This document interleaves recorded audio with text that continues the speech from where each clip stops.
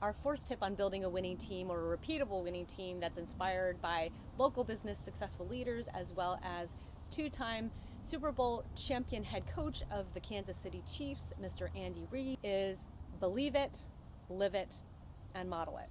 What this boils down to in terms of belief is trust yourself, what you believe, and have the confidence to execute it. In addition, another business leader I recently chatted with said that your belief has to be so strong that failure is not an option. So as Tony Robbins mentions, you're literally burning the boats.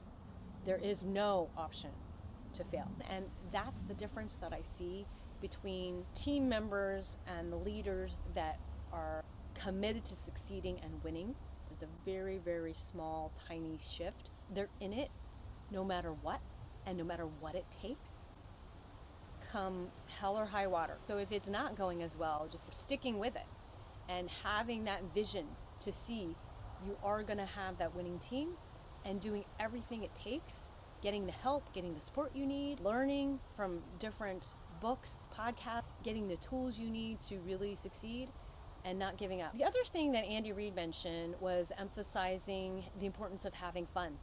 And he reminded everyone that they're all there for the love of the game, the spirit of the game. I really admire that because so many folks, especially in the sports industry, they're so focused on winning. I'm sure that is a goal. They don't lose sight. It's the fun of the game that brought them all there, and they're not going to lose that element that has gotten them there to begin with. And I just think that's super beautiful. And this can be applied in business as well of, well, what's our mission? What's our purpose? What are we trying to do to serve our clients? And making sure that that is always top of mind and reminding your players, reminding your team members that that's the purpose and driving it back home.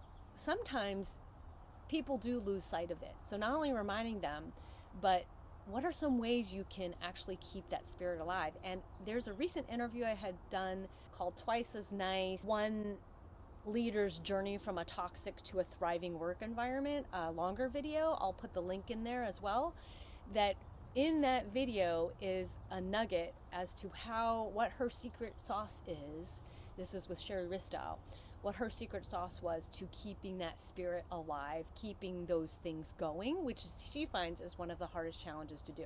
So take a listen. And finally, the last piece, live it and model it. It's relatively self-explanatory. Just to give you an example, I was recently working with a leader who decided to use time blocking, as we've talked about in her coaching sessions. And what was so awesome about that is she mentioned that by her doing it, setting aside time on her calendar and putting some communications on her emails that this is the time I'm using for these particular projects. If you need to contact me, here are the other times you can reach me.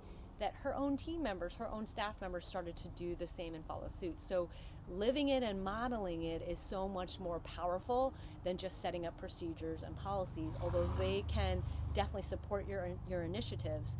But the modeling it and living it is really what drives it home. I trust that these are ideas that you can use to take back to build your own winning team. My name is Gilda Vanderhayden. Thank you again for watching, and be sure to check out your free guide on how to focus on your priorities, as well as a daily happiness booster.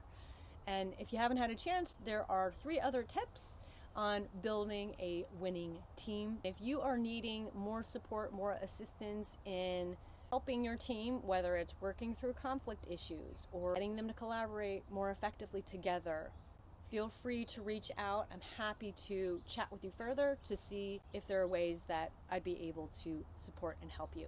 Thank you again, and I'll see you in the next video